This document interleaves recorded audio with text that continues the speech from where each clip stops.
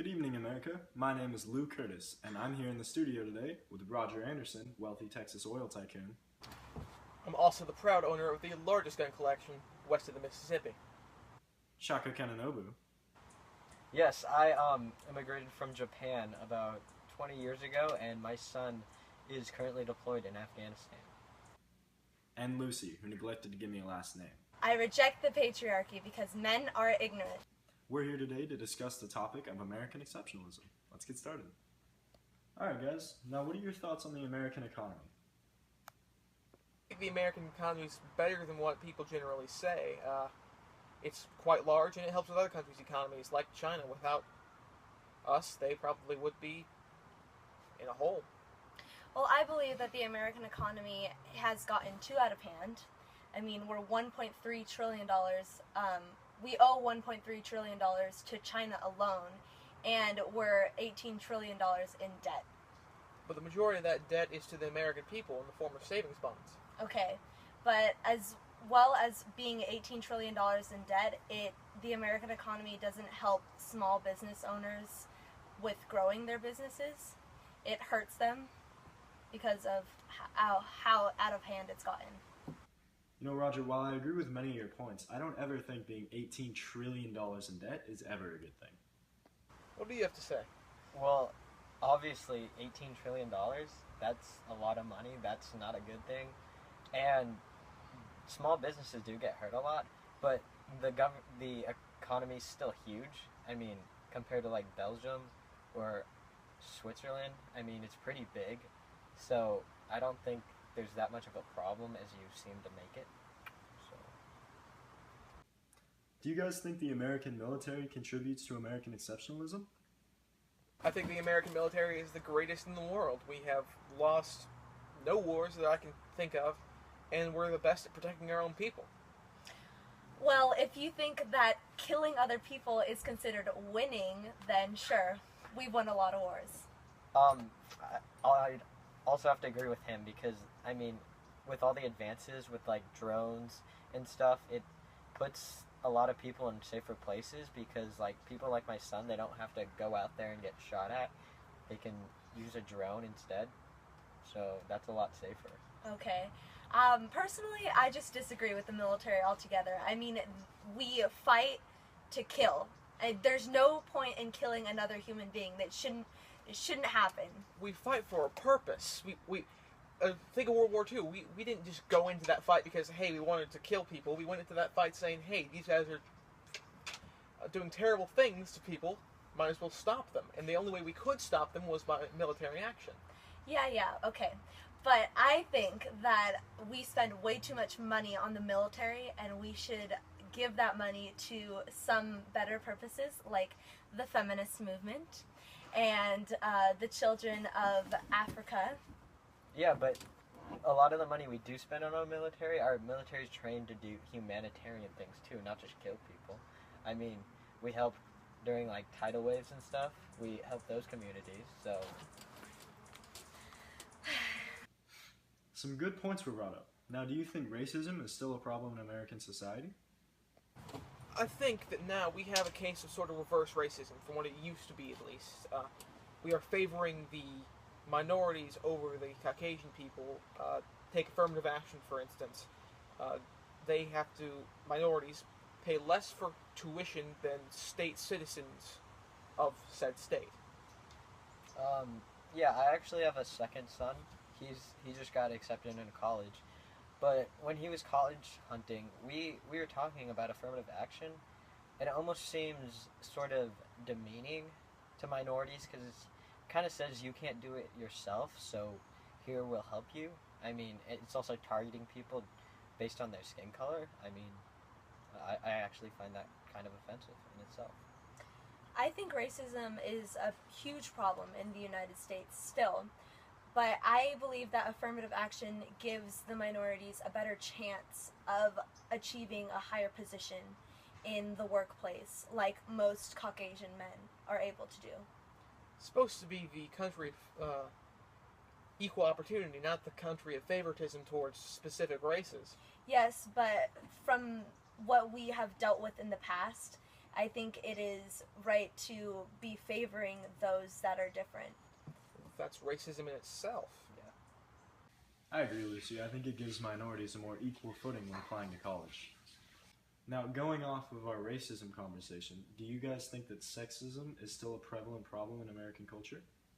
I believe that sexism is a very big problem in the United States. Women get paid less. Men are taking over the world. I mean, it's just getting out of hand. It's getting ridiculous. Women get paid 75 cents while men get paid $1. That statistic came from Vogue magazine. It doesn't matter. It's still an accurate statistic. Am I right? Most of Congress is made up of white men. I mean, 95% of Congress. Women don't hold many powerful positions. It's The Speaker of the House was a woman no for the past couple years. Well, okay, yes, but we aren't given many opportunities as men are given. We're looked down upon. What do you think about this? Well, okay, if you look at maybe an Arabic country in like the Middle East, I mean, their women can't even show their faces in public. So I'm pretty sure that our country is one of the least sexist countries in the world, I would say, in history. I mean, would you agree with that statement? Yeah, I'd say that nowadays, sexism is very much not an issue, as much as it was previously. It's what the entire, that movement was about. Only because we have finally gotten through to the world. Our feminist movement has finally been moving forward. I mean, Hillary Clinton ran for office. That is one big step. So you still agree with the Vogue statistic, though? 75 cents to the dollar. You still think that's a problem? I still think it's a problem. They're comparing in the same field, though, not in the same job. It's still a problem. It's not okay. Sexism is still a really big problem in the United States. Now, do you guys believe that America's human accomplishments have elevated us to the status of superpower, or have other countries surpassed us in accomplishing things? I definitely think America's human accomplishments have set it into a place of a superpower. Think about Thomas Edison. Without the way that he revolutionized electricity, we wouldn't live the same way we do today. Not to mention the space race, which we won, made it to the moon first, and nobody else has been there since. Okay, yes, I agree that America has had some great human accomplishments, but recently we have struggled with that. I think other countries have accomplished more than we have recently. Yeah, Europe just landed a space pod on a comet. That's pretty crazy. I mean, at the same time, that is a collaboration between various countries. The data from the comet is being sent to Boulder. Well, okay, would you consider an American accomplishment the atomic bomb? I mean, seriously, we killed, I don't even know how many people.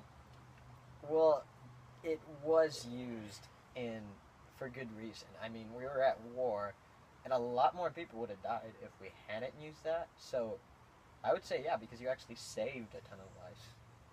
I would agree with that. At the same time, I mean, you would know, Japan doesn't really have a standing military anymore. Oh yeah, we're a lot better now than we used to be. I mean, once we kind of westernized from 1800s of being so closed-minded, we're a lot better off today. Is it appropriate for America to become involved in the affairs of other countries? I think involvement in other countries is good in some ways, bad in others. I don't think that we should really be paying tax money to help these other countries, but I think it's a good thing that we are helping in many situations. It does make us more of a superpower. We're kind of helping everybody, kind of setting us up as at the top. As the good guys. As the good guys. Yeah. I agree. I think that us helping other countries, such as, like, for example, Haiti, I think us being able to help rebuild their country after that tragic earthquake, it has made us a better country, and I think it does help us as a superpower. But at the same time, it doesn't, because our military being involved with the countries like Vietnam, Iraq, and Afghanistan have just damaged these countries. I can agree that we've made some mistakes in the recent history, but if you look at places like the police action in Korea, we did do a pretty good thing there. Yeah, if you look at North Korea compared to South Korea, I mean, if we hadn't intervened, all of Korea would be under the communistic regime. I mean, we obviously helped there. Yeah. But yeah, Vietnam was definitely a mistake. Yes, I definitely agree with that. I was very smart. Afghanistan and Iraq, it's hard because it's scary with my son over there and stuff, knowing he's like fighting and stuff. But at the same time, we are helping people over there who can't help themselves. So it's kind of a give and take. I agree. That brings to an end our debate. Now, from our studio in New York and our guests in California, we would like to say thank you and have a good night. It's been a pleasure. It's been a pleasure.